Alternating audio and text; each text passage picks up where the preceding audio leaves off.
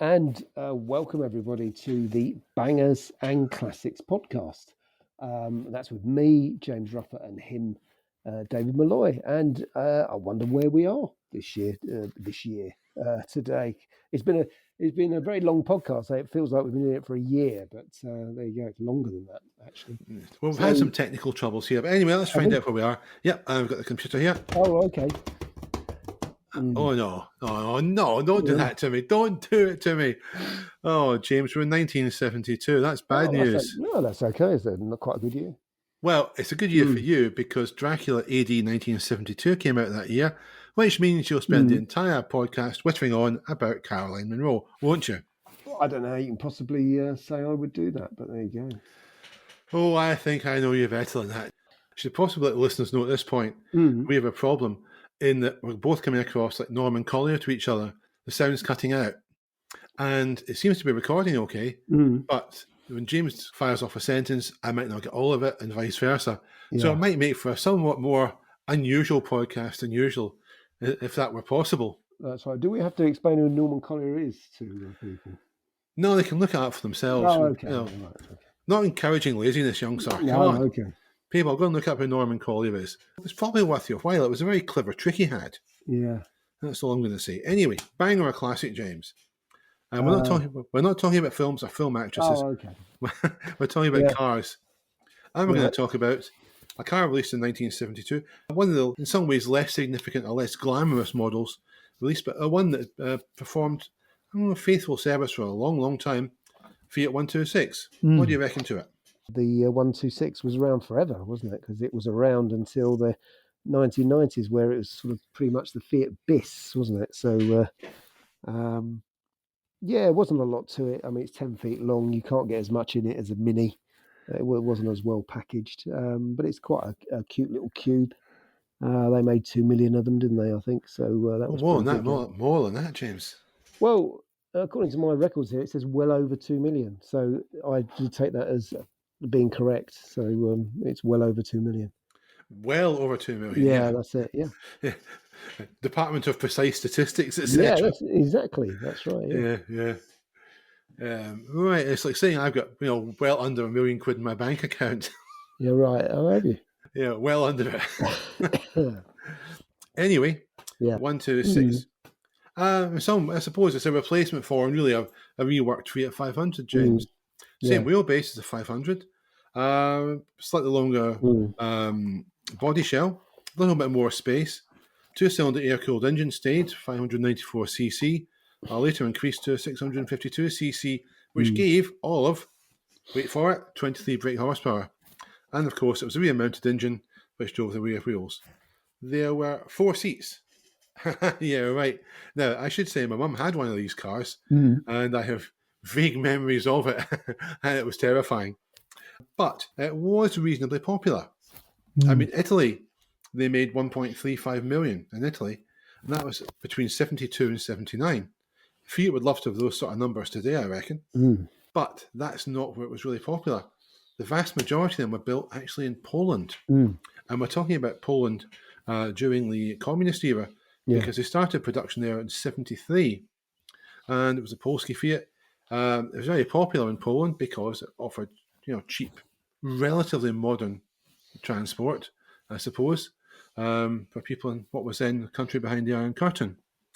That persisted until the 126 persisted until 87, when it became, as you say, James, the 126 Bis, which was a hatchback. With a slight change. The engine became water-cooled. It was no longer air-cooled. And it was increased in size and I believe gained about 3 horsepower.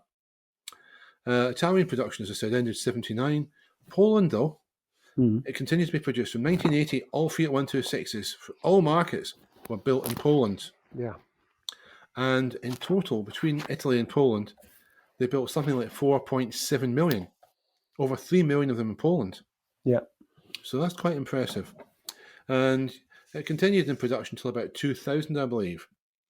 Effectively, it had been replaced, certainly in Fiat's eyes, by the Cinquecento. That was to say, they continued to roll off the lines for a few years later. So that's it, James. A small rear-wheel drive car, I suppose, very good for cities, quite terrifying in the wet, as I recall, and it was fairly cheap to run. But was it a banger, James, or was it a classic? Well, yeah, it was a banger at the time, really. I mean, it was very poor relative to a Mini, because a Mini was a lot more fun and faster, and you could get more in it. So at the time, you wouldn't have bought one. But now, obviously, it's a nice little, it's a cute little thing that you would buy because it's unpretentious. So there you go. Yeah, I preferred it to the Mini. My mum had one of those as well, and I have to say I preferred the Fiat. Well, you would do, David. You know, it's been deliberately obtuse as usual, but that's okay. That makes the world go around. No, it's just I don't know. Everybody seemed to like the Mini. I didn't think much of them. Mm. Because I tried sitting in one to Yeah. drive, given the chance Mm. when I was 15 or so, and I was about 6'2" then. And it was horrible. So, Mm. I thought, well, this is garbage. I can't drive it. I'm not interested in it. Fiat was a little bit more exotic, if you can believe that. It certainly was about 1978 or something, anyway, 1980 or whatever. Anyway, that's it. I'm going to say it's, yeah, classic. Yeah, provided cheap motoring for a lot of people, and particularly, as I said earlier, in Poland, James, Mm. did a good service for a lot of people there. So that was an important car. Therefore, it Mm. has to be a classic, I think. Right. The next up would normally be films, but I'm not going to touch that just now because Oh, really? I'm afraid of the consequences, man. I really am. Yeah. Well, You we know? could actually touch bicycles because, which is a Oh, very nice phrase to use. Because I've actually got my bicycle that I still have today was registered. Well, it's not really registered, but I bought it in 1972. I still have the receipt somewhere. So there right. you go. So I've actually got a relic from 19. I'm also a relic from 1972. But yeah, I bought a brand new bike, which I still have. So there you go. Still ride it as well. I think I got a rally chopper for Christmas in 1972. Oh, right. Yeah, chopper Mark II. Yeah. I crashed that so many times. Yeah. And over the years, eventually I had to be thrown away because I just, you know, I rode into the bumper of a car once because I was watching The Shadow on the road. Ended up in hospital for the second time in a week. Goodness me. Well, one was a bike, one was another mishap. But yeah, we'll just move on from that. Music in 1972, James. There were some good albums. Oh no, Yeah. What? I've Well. just spotted something else. One of your other favourite Oh, female really? actresses. Yeah, there's a link Oh, to really? this. Yeah, Oh, okay. I'll deal with that in turn. I mean, 1972. If we go back far, I mean, even back then, with the young Jack Michelson had an album and a single out. If you recall, Oh, really? yes, Yeah. Well, yeah, again, I don't think people have any conception of how popular, certainly popular music was. It was very hmm, popular because you've got actually that's where Slade really hit. Although they've been around for a bit, but that's the year they really became very big. You've got T Rex and stuff. Yeah, and you got the Osmonds, and yeah, that was everybody's waking hours. Really was taken up with those. Well, I mean, you had Rolling Stones and the Exile on Main Street album, Yeah, regarded then and now as a classic. yeah, You had Roxy Music's eponymous first album. yeah. Uh, David Bowie gave the world the rise and fall of Ziggy Stardust and the Spiders from Mars, That's correct. Yeah. which became a seminal album. It really Mm, did. And Kraftwerk had Kraftwerk 2 out. mm, Some years before they really hit the big time with Autobahn. yeah. But it's made the German charts. It didn't do anything anywhere else, I don't think. I have heard bits of it, and it's quite ambient in places. Mm, But the album I'm dreading mentioning is one by a guy called Nick Drake, yeah. a rather tragic young man, Very much so. Yeah. and he produced an album called Pink Moon, which was his third and last album. He probably took his life. It's circumstance of his death. It's not clear if it was an accident or whether it was suicide. But he was still a very young man, only mid-20s when he died, Mm, and his music became very influential. His yeah. older sister, Mm, Gabrielle Drake, is someone I know you had a bit of an eye on, James, as a young man, because she starred mm. in the TV series UFO. Yeah, she was. Yeah, and yeah, she was in various romps in the 1970s in various films. I think she might have been in one of the Confessions films. And yeah, if you want to study her in detail, it's all there. Right. And I think she was with Robin Nedwin or someone else from a TV sitcom in it. But there you go, it's a very good film. And there's cars in it as well, actually. Rolls-Royce convertible in there, a cloud convertible. So obviously owned by the producers of the film. But there you go. Yeah. She also appeared as Kelly Monteith's wife in several scenes, or his ex-wife in several scenes of Kelly Monteith's show. Do you remember him? I do remember Kelly Monteith. Quite a bizarre sort of show. Yeah, mid 1970s. Was he a Canadian? Or was he I think he was American. It was late 70s, round about maybe about 1980. Yeah. I thought it was quite good. Some of his sketches were very funny. Like one where a landing craft full of American GI storms the beach and they all come charging out. And there's a secretary sitting at a desk. Yeah. Have you got an appointment? What? Yeah. Oh, no entrance. That kind of thing. Yeah, I quite like Kelly Monteith. It's a long time since I saw any of his shows, unfortunately. I wouldn't mind seeing one or two of them again. No. To refresh my memory. But there we go. Singles. There were some absolute classic singles. 1972, there was Layla, Derek and the Dominoes, also with Eric Clapton. Yep. We had Schools Out by Alice Cooper. Walk on the Wild Side, Lou Reed. Yep. The Harder They Come by Jimmy Cliff. Title track to the film of the same name. Yeah. A nice song. You had the Moody Blues with Nights in White Satin, which I believe was a reissue. That would have been, yeah. From 1967 of a song.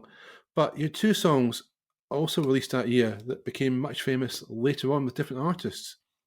You had a song that a lot of people absolutely despise and detest because, for good reason, a song called Living Next Door to Alice.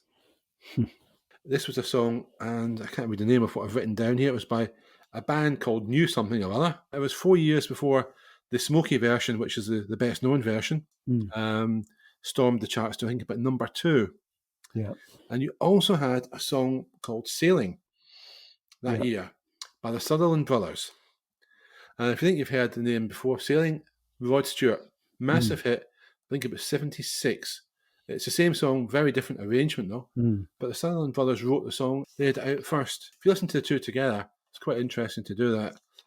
If you're stuck for a bit of something to do, well, waste a bit of time. Won't take you anywhere, won't teach you anything new, but an interesting little exercise. Yeah. Sutherland Brothers and Quiver, wasn't it? Well, that was later on. I think the Quiver, they joined forces with a band called Quiver, and their biggest hit was In the Arms of Mary. We'll take a little break here and we'll see if we can fix the technical problems before we get to part 2, but I wouldn't count on it.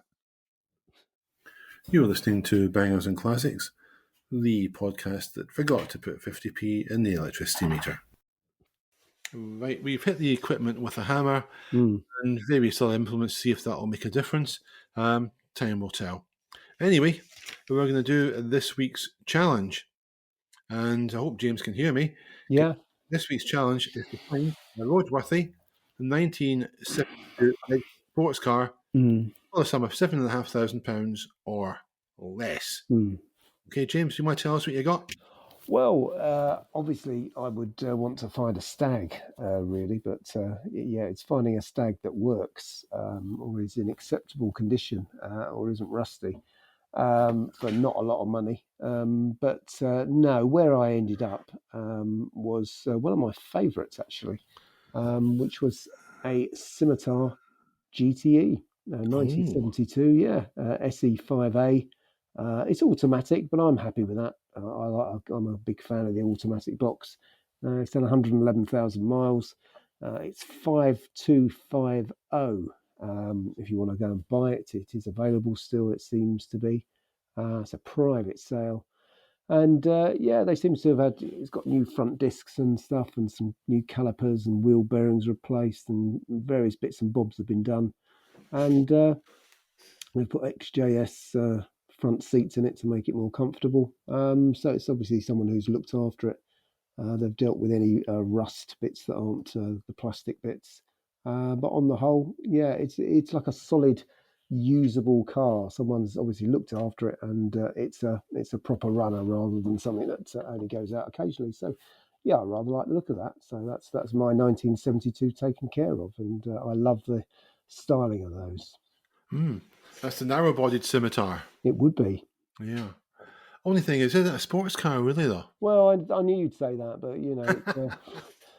But okay. What is it? It's a shooting brake, possibly, but no, it's a sports car.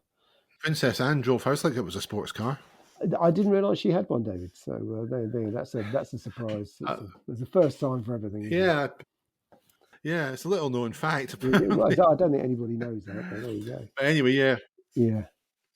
Well, what did I find? I had a good look here. I struggled. I didn't want to get an MGB. I'm an MG midget. Because they stopped making those in 1980 anyway. Mm. Oh, what have I done? I've looked at 1982. Oh, right. Oh, you idiot, David. I've looked at the wrong year. Oh, no. Well, you can tell us what you've got. You can tell us what you've got. Oh, no. I really have. Oh, no. What I've been playing at. I have been looking at 1982. I've still got my head in last week's podcast. Well, you should be with me. Live in the past. As far back in the past as you can. It's much better. Well, there's a couple of years I'd probably choose, but no, but there we go. 1972 wouldn't be one of them, I have to say. 1982, well, there is a very clean XR3, I don't think it's the injected model, available in South Africa. It's on Car and Classic, and it comes in at well under £7,500, and it does look very, very good indeed. So I would suggest anyone looking for something interesting has a look at that. There's also an Alpha GTV6 from the same year. It's been imported from some part of Africa, it says. No rust. Probably some light restoration and recommissioning. Yeah. But the prices, those are fetching these days. If you can get that for a bit less than $7,500, because that's what it's advertised for, then you might have the basis of a very nice car there. I mean, GTV6 is a lovely car with a gorgeous Busso engine, one of the early versions of the Busso. But 10 years too late for the podcast, I ended up deciding to splash the virtual cash on a Porsche 924. Yeah. Now, it wouldn't be my normal Porsche because I really much prefer a 944. But there was one available in Madrid. It's gunmetal grey. The advert says it's had paint but otherwise unrestored. It's done 77,600 kilometres, which isn't warranted. And of course, it's left-hand drive. It's a manual. Yeah. And I have to say, it looks very tidy indeed. The interior looks very, very good. For a 40-year-old car, it really is very impressive indeed. There's one photograph of the underside. You can't see too much, but what you can see does look very good. So that would be one to explore, I think. If you're looking for a 924 and don't mind left-hand drive, that's probably a good starting point. Again, you could maybe beat the price down. Of course, you have import duties, etc. to pay, but hey-ho, swings and roundabouts. There was also a 924 Turbo, which was in budget, but it needed some work done to it. It seems to have been a bump. You were drifting a 924 Turbo, James? Yeah, no, I quite like those. I liked all 924s. I drove an awful lot of them, and I really liked them at the time. Yeah, 924 Turbo though. It's got a dog leg first gear. Yeah, great. Well, it's not, because if you could slot it into reverse too easily by accident. That's the scary bit. Well, if you weren't concentrating, I've never had a problem with a close ratio gearbox myself. But there you go. A nice car to drive, a 924 Turbo, but as I say, first gear in a dog leg does take a little bit of getting used to, and you have to be very, very careful with it indeed. But anyway, wouldn't be going for that one. So, the 924 was the one I went for in the end. It's only a decade out of time, built it myself. Yeah. So, maybe it's appropriate I did go for that. Oh, no. What? What's happening then? We've got to do 1972 films now, haven't we? All right. Well, it's some very good films. There's Steptoe came out. What's Up, Doc? What a fantastic car film that is. I have written down here, James Dash, What's Up, Doc? I knew he'd mentioned it. I knew it. Yeah, well, it's a very good film. If you want cars and laughter, that's the perfect combination. It's the best film ever made. I've still not seen it. Haven't you? No. Well, that's a bummer. What cars are in it? Oh, there's loads of Beatles. There's loads of. It's all that unidentifiable 1960s stuff, which is it's all Chevys and Imperials and stuff like that. There's just an absolute ton of stuff. Loads of Beatles because we're in San Francisco, which is great. So there's lots of those, lots of hills. And it is just excellent. And there's a fire engine in it as well. So that's great. Yeah. You mentioned Chevy. Did you take it to the levee as Don McLean did in another 1972 song, American Pie? Yeah, I was actually where someone playing a support slot the other night sang that. That's the second time I've heard them sing it in 2 weeks. They've got to get a new act, I think. But yeah, so Yeah. I'm quite familiar with that song. Yeah, I think we all were at one time. Yeah, I can't say I like it, if I'm being no, honest. that's right. It's a bit Sadly. mournful and yeah, He also did a song called Crying. It was a big hit a yeah, few years later. yes. As memorably lampooned in Only Fools and Horses. I'm going to start off with a film that I've written down a four-letter word next to, but I'll just call it A Bucket of Old Dishwater instead. Oh, okay. It's a hugely popular film with some people.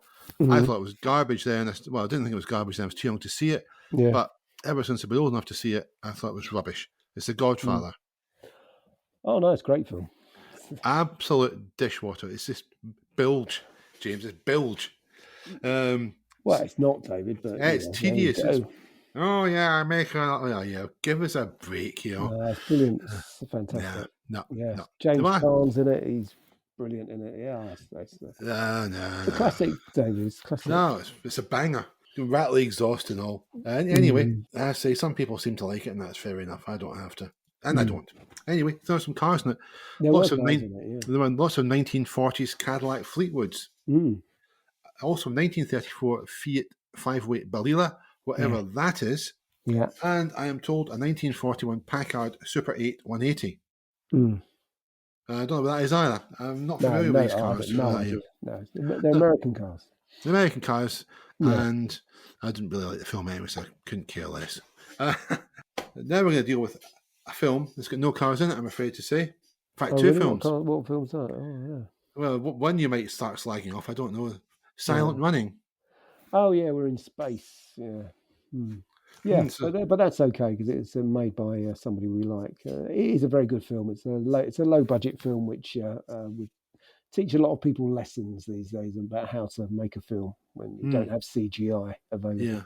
Well, the guy who directed it, Douglas Trumbull, was a special effects guru. He did 2001: Space Odyssey, Close Encounters of the Third Kind, Blade Runner, amongst others. But he directed Silent Running. It's quite a sad film, really. Yeah, it is. Very environmentally aware film. There was a message in it, but it's a very worthy film. It's a very good film.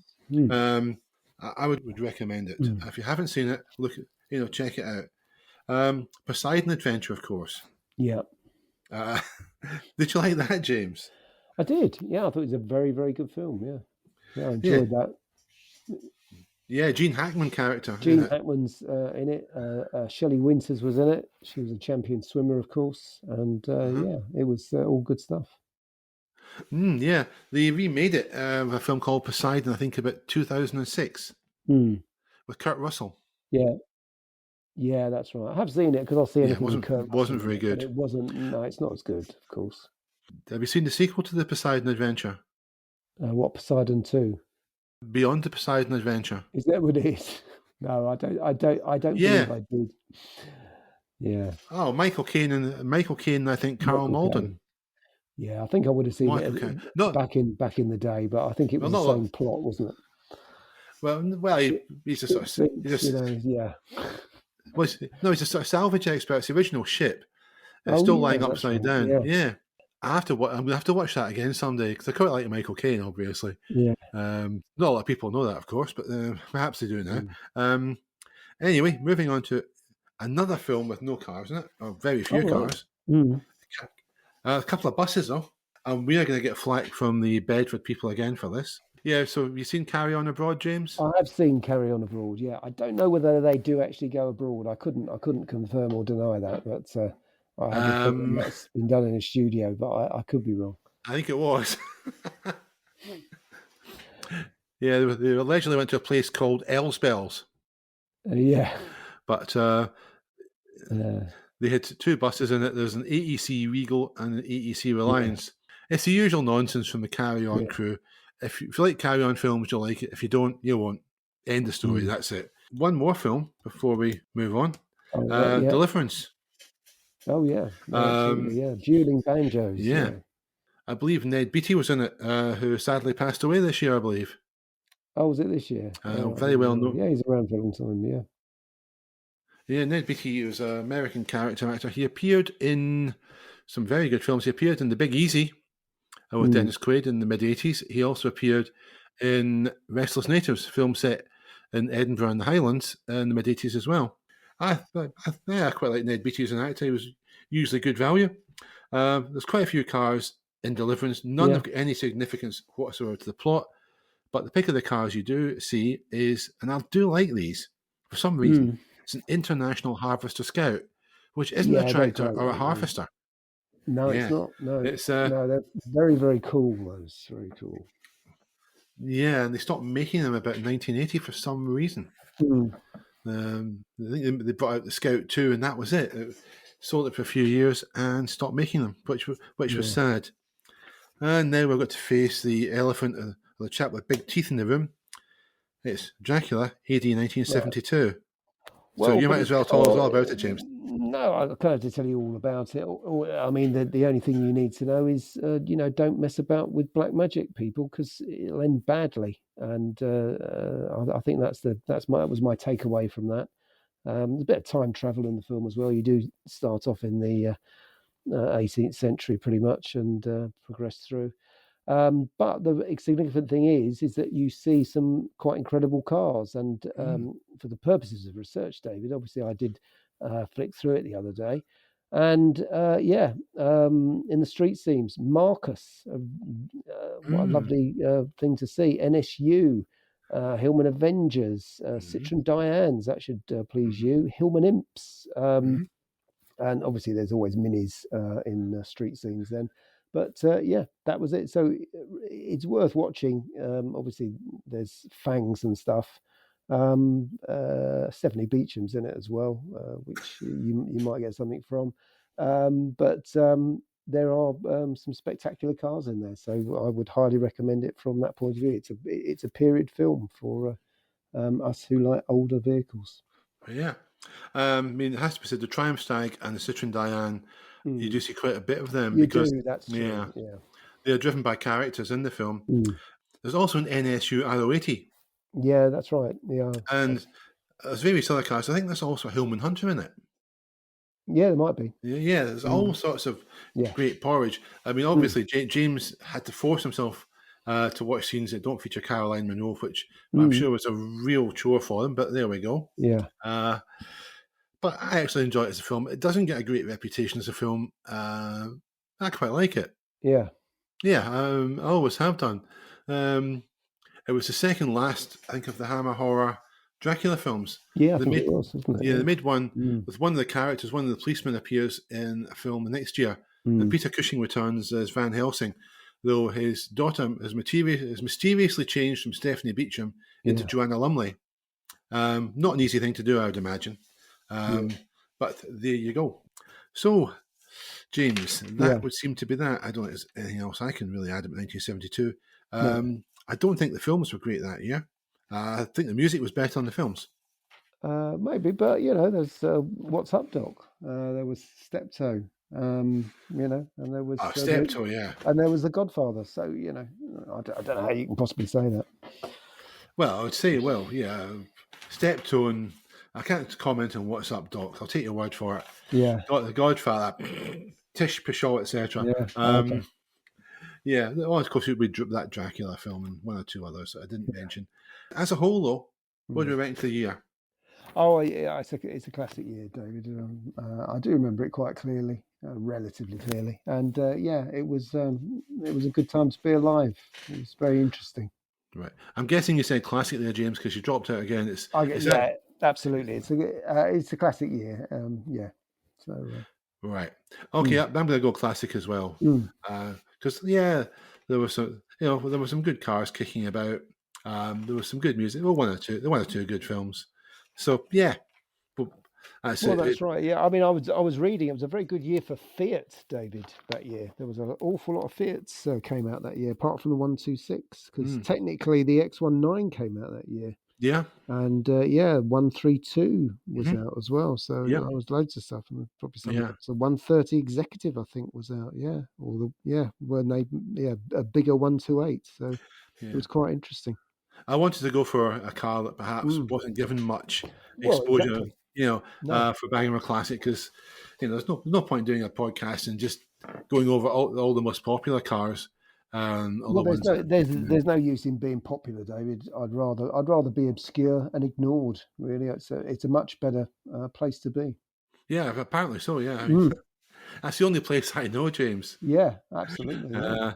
Quite happy there, though. This podcast has been extremely difficult to do, so if it sounds terrible, apologies. But really, James kept dropping out. I could get a bit of part of a sentence and then maybe 5-10 seconds of silence from James, and vice versa.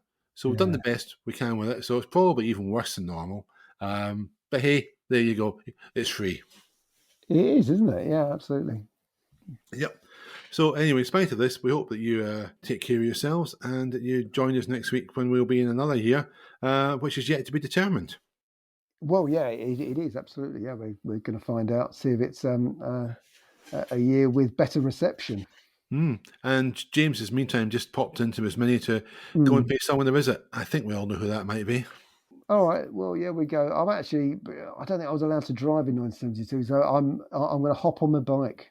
I'm going to hop on my bike back to Knightsbridge and just see what's going on there. Yeah, just stay away from old churches. Yeah, that's right. Yeah, and hippies. Yeah, don't go near hippies, people. They're terrible people. Bye-bye, everybody.